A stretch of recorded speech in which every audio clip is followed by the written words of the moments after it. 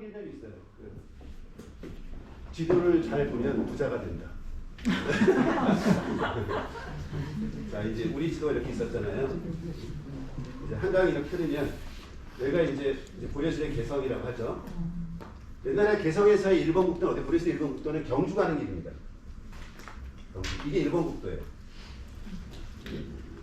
그래서 어디 넘어가죠? 중령, 소백산 중령을 넘어가는. 그랬을 때 이렇게 쭉 넘어왔을 때 어디를 건너냐면은 장단나루, 지금 어디죠? 가막산, 거기를 지나서 그 다음에 어디죠? 동두천, 의정부, 그리고 노원, 그 다음에 어디죠? 광진 지나서 남한산성 넘어가는 쭉 6일. 요게 1번 국도예요.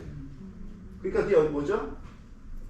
제일 중요한 곳이 어디예요? 광진이죠. 광진. 광진이라는 이름도 뭡니까? 광주를 넘어가는 나루잖아요. 여기 1번 국도였죠. 엄청 비싼 땅이 어디였을까요? 광주 땅이었죠. 한강에서. 그렇죠. 근데 우리 여러분 아시는 것처럼 고려 중국기부터 남경이 개발이 되죠. 남경이 개발이 됐어요. 자, 이렇게 가던 길에서 예전에 사람들이 이렇게 와서 이렇게 돌아갔거든요.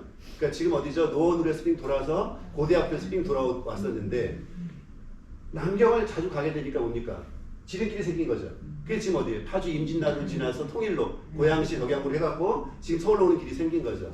그러니까 그 다음에 경주를 어떻게 하겠어요? 여기를 넘어서 용산을 지나서 과천으로 해서 내려가는 길. 요 길이 이제 개발되기 시작을 한 거죠.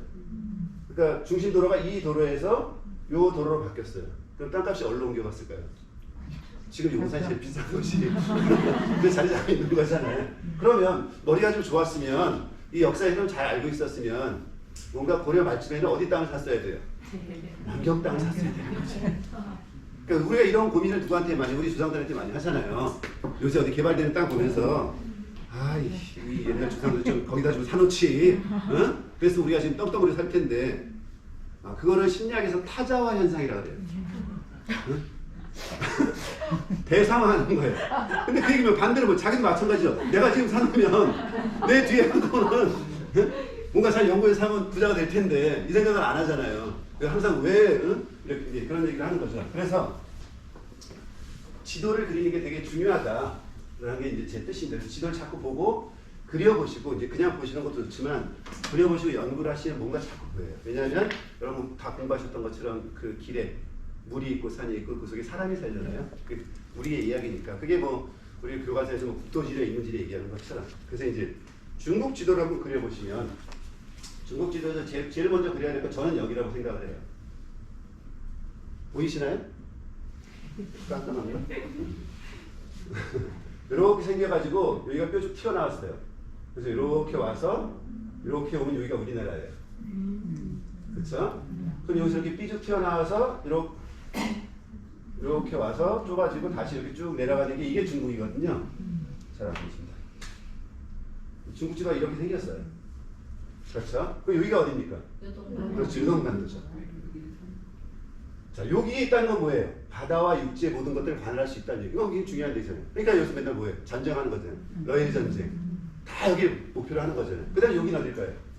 산동반. 저는 다 청도께나 다니신 산동반도잖아요. 그러니까 여기에 쥐고 있다는 건 뭡니까? 내해와 안쪽을 다 관리할 수 있다는 얘기잖아요. 그렇죠? 그러니까 이게 중요하죠. 그러니까 독일이 뭐예요? 제일 먼저 여기 점령하잖아요. 그래서 오늘날에 청도 피죠. 그죠? 칭따오 맥주가 유명하게 된 계기가 되는 거잖아요. 그냥 피설. 자, 이렇게 된 게 중국의 지도의 겉모습이라고 한다면은 두 개의 큰 강이 흐르죠. 자, 저 내륙에서 흘러가지고 쭉 산을 통해 북쪽으로 가다가 산을 만나 내려가고 이렇게 흘러오는 강. 요게 황하예요. 그래서 중국에는 이 황하라는 강이 있고 그 다음에 남쪽에 저기 어딥니까? 지금 따지면 사천성 그 안에 내려서 흘러가고 중국을 비리비리 저 중경으로 해서 흘러서 다시 북으로 흘러서 이렇게 상해 앞쪽으로 내려가는 게 우리가 흔히 얘기하는 장강이죠. 장강. 아주 기니까 이 장강이 너무 높겠네요. 자, 이 장강이 상해 위에 양주라는 곳을 지나요. 그럴 때 양자강이라고 부르는 겁니다. 양주를 지날 때, 양저우를 지날 때쯤에 양주의 아들이라 해서 양쯔강 이렇게 부르는 거죠. 근데 원래 이들이 이름은 장강이에요. 장강. 그 나머지는 다 뭐죠? 산이에요, 산. 이렇게 산이 둘러싸고 있는 게 중국의 모습이죠. 자, 북경은 어디 있습니까? 여러분 잘 아시는? 여기죠. 굉장히 북쪽에 치우쳐져 있어요. 북경. 그러니까 사실은 북경은 명나라를 제외하고는 그전 다 뭐예요? 그들이 볼 땐 주로 오랑캐들이 있다는 지역이에요. 그 지역이 지금 뭐죠? 중심이 된 거죠. 자, 그 겉으로 뭐가 그러죠? 겉으로 이렇게 만리장성이 이렇게 있는 거잖아요. 자, 만리장성이 이렇게 쭉 흐르는 가 있습니다. 오른쪽으로는 이제 논란이 많지만 어쨌든 여기 원래 여기까지인데 산해가까지인데 그들은 지금 더 넓게 주장을 하고 있지만 이렇게 하고 있어요. 자, 남경은 어떻습니까? 우리 제일 중요한 건 북경은 남경이죠. 남경은요, 요 아래 장강무렵에 있습니다. 그러면 북경이 있고 남경이 있고 그 다음에 상해는 어디에 있어요? 요 물이 흘러가는 곳 상해. 그 다음에 그 조금 아래에 여러분 좋아하는 항저우. 그 다음에 낙양은 어디 있을까요? 요 황하의 물줄기 한쪽에 뭐가 있냐면 장안이 있어요. 여기 서안. 장안이 여기 있고 조금 더 내려오면 여기 낙양이 있죠. 되게 중요한 수도죠, 두 개는. 자, 지도는 이렇게 생기는 거예요. 나머지는 다 뭐죠? 산악지역에 되게 먼 곳. 자, 요게 중국 지도인데 요 강과 요 강 사이에 중요한 강이 하나 흘러요. 그게 뭐냐면 회하라는 강이에요. 회하.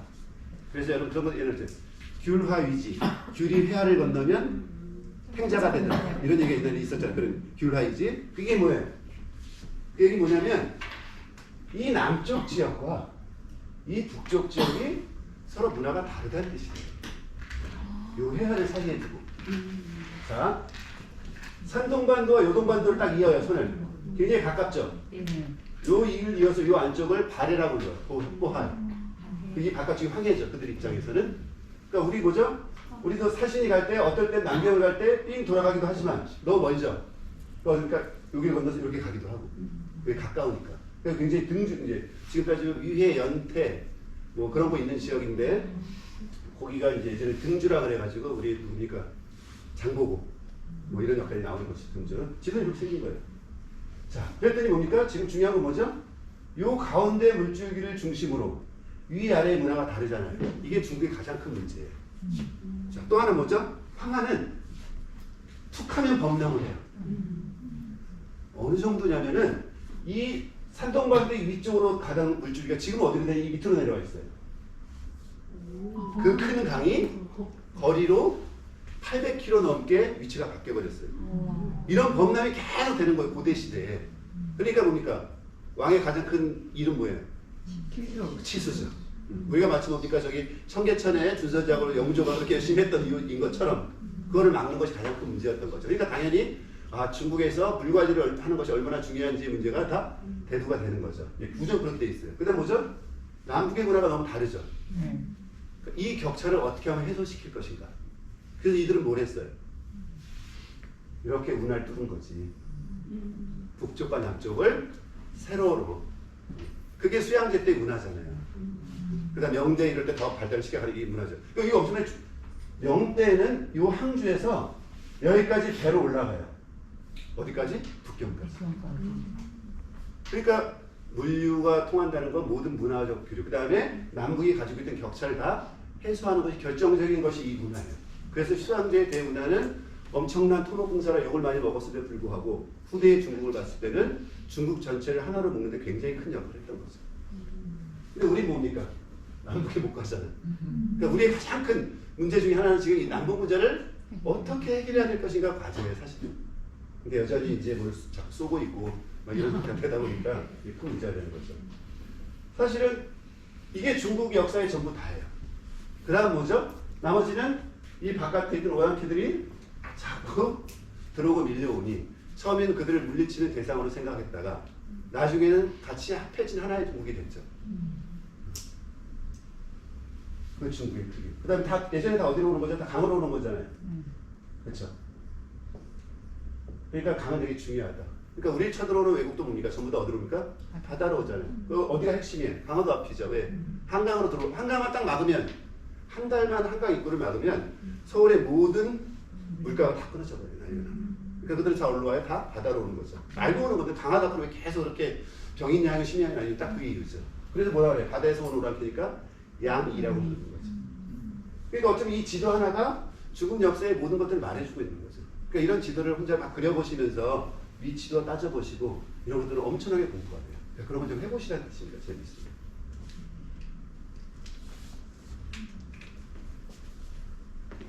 너무 심각하게 쳐다보시고 심각한 내용이 아니고 또 기억이 안 나시면 또 보면 되죠. 이거